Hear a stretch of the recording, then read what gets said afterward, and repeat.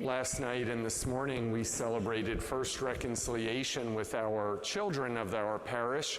It's always interesting to see their little faces and their just kind of nervousness about coming to confession for the first time.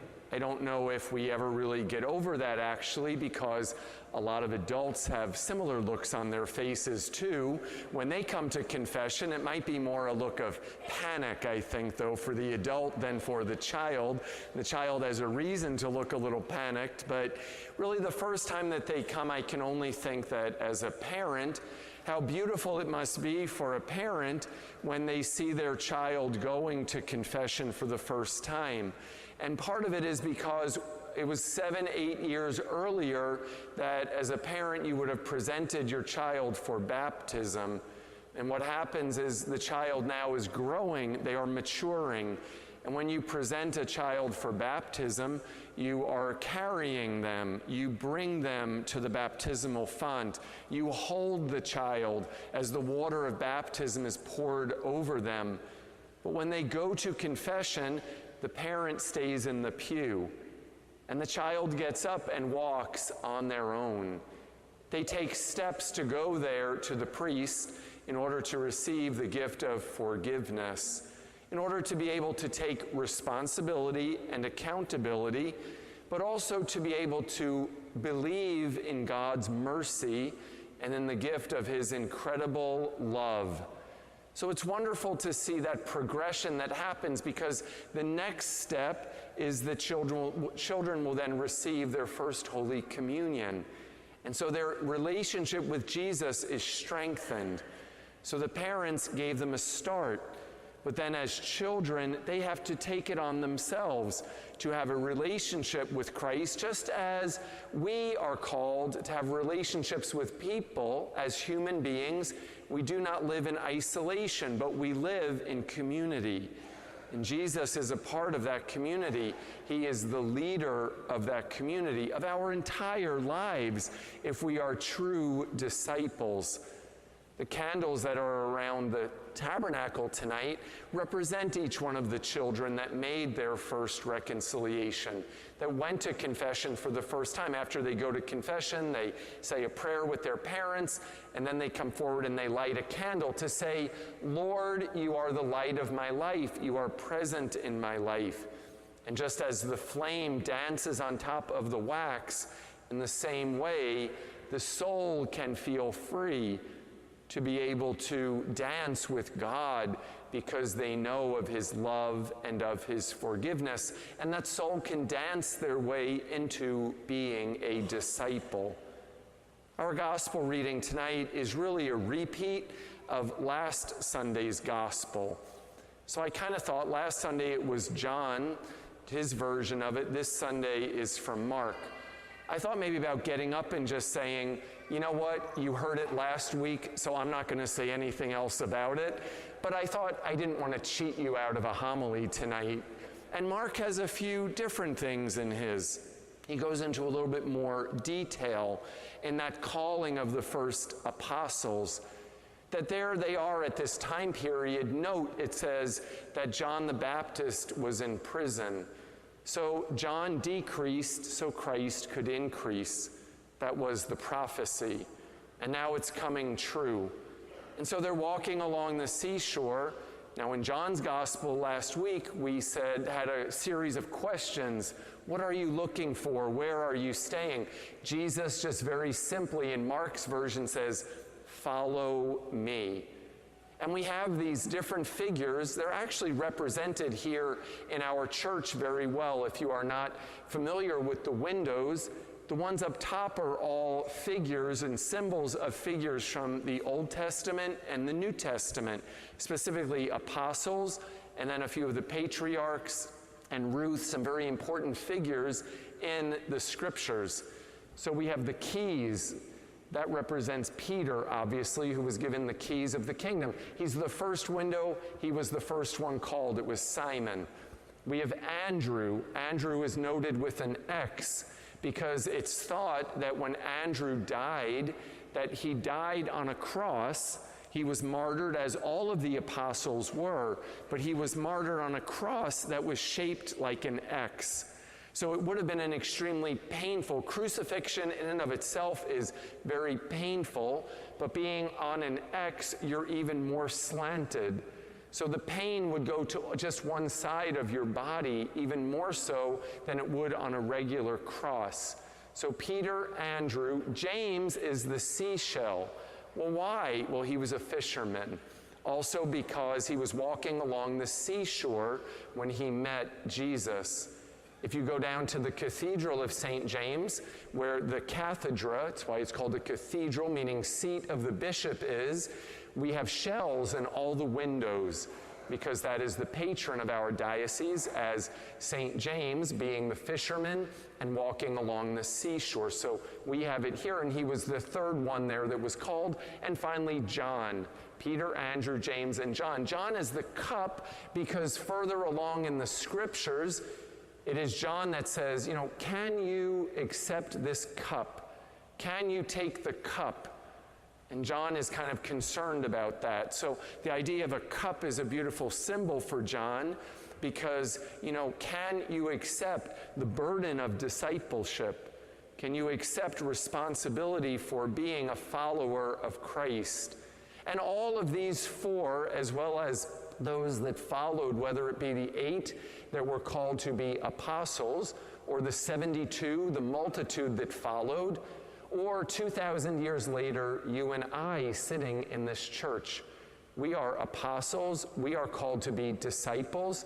We are called to be the followers of Christ today in the world in which we live. But it's interesting to note that the call of these 4 is really no different than our call.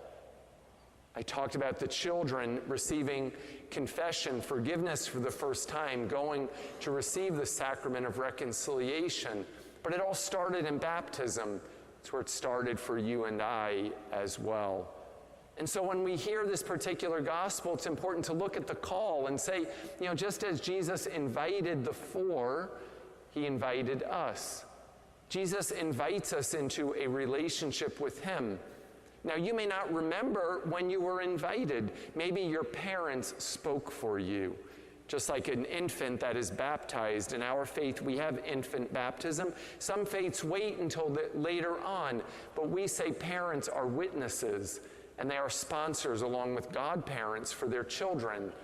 And so we have that opportunity as children to receive the faith. But Jesus invited us. But that call was not one time only. Jesus calls us to be a disciple every time we come forward to receive communion. When we say amen, that is our yes. Jesus is calling out to us. He's inviting us. Do you hear him inviting you? Do you feel the Lord reaching out to you and saying, come and follow me and be with me in a personal relationship? That Jesus is not just some far-off figure that we do not really know, that we do not have a feeling about, that we cannot be intimate with. Jesus is a person. Jesus is now with God. Jesus is God. He's with the Father. And so we have that opportunity to be invited. How nice it is to receive an invitation to a wedding. Beautiful that seems to be a tradition that is holding up. I love getting an invitation to a wedding. They're usually very fancy. Sometimes they're a little bit extraordinary even. And it's kind of special. Well, Jesus is giving a special invitation to us to say, follow me wherever you go this week. Not just here for 1 hour, but when you leave here as well. Now, what were they called to do? It said that the 4, Peter, Andrew, James, and John, they left their nets. Well, what does that mean for us? We're not fishermen. We're not carrying nets. But do we? Do we have nets that entangle us in prejudice? Nets that entangle us in judgment? Nets that entangle us or weigh us down and complicate our lives because we are impatient? What is the Lord calling us to leave behind if we truly want to follow him? It means we have to convert in some way. It means we have to have a change of some sort. That we have to have, maybe not, it's physical in terms of a net made out of cord, but it's in our heart. And it means that the heart is ready and willing to say, I need to start a new life. Look at the Ninevites there in the first reading with Jonah, actually depicted in the window on the bottom. The theme of that window is resurrection. On the left side, it's a whale. And because Jonah was in the whale for 3 days and then he got spit out, he was resurrected. On the right side is how it's depicted in the Christian scriptures, and that is with the lamb of victory or of resurrection. So the Ninevites are even represented here in our church. When we hear this particular reading, it's a chance for us to realize that their city did not change, but they did. Their visuals did not change, the aesthetics, the buildings, nothing changed in Nineveh. But when they were preached to, when they realized that there was a higher order that they were called to, the people did change. And what happened? God smiled down upon them. In the same way that he's waiting for us to have change of heart by leaving the net behind. And finally, we hear about the call, which is very simply 2 words. Jesus says, follow me. What does it mean to follow someone? I think it's kind of challenging today when everybody is a newscaster or reporter, when we can kind of tell stories on our own, so we don't know as much about following or about hearing the story. We kind of can just tell it on our own. We can put it on the internet. We can do whatever we want. It goes everywhere. But in the time of Christ, they had to follow somebody to find out what was going on. So they followed Christ. They laid their lives down and they said, Lord, you are the leader and I am the follower. What does it mean to be a follower? The world needs leaders, but guess what? The world needs people to follow as well. And when it comes to Christ, we allow him to lead, and we ourselves put our own egos down, and we say, Lord, I'm willing to follow. That just as John the Baptist said, Lord, you will increase, and I will decrease. We lay our crosses down, and we die to Christ so that we also can rise once again.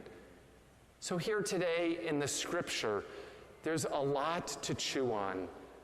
There's a lot to notice here in our own call to discipleship. Maybe think back to, why are you Catholic? How did your call come? Was it because your parents had you baptized? Because they presented you? Well, that's great. But how have you taken it up? How have you decided to make a decision to follow Christ, to have a life that is changed? And how do you each and every day try to grow in a relationship with him? Because we're not called to stay stagnant. If we are in the same place today as we were when we were in 2nd grade and going to confession for the first time, it means we probably haven't learned what conversion is all about. And conversion is making a change. It's saying, Lord, you are in charge of my life. So how do we allow the Lord to take over?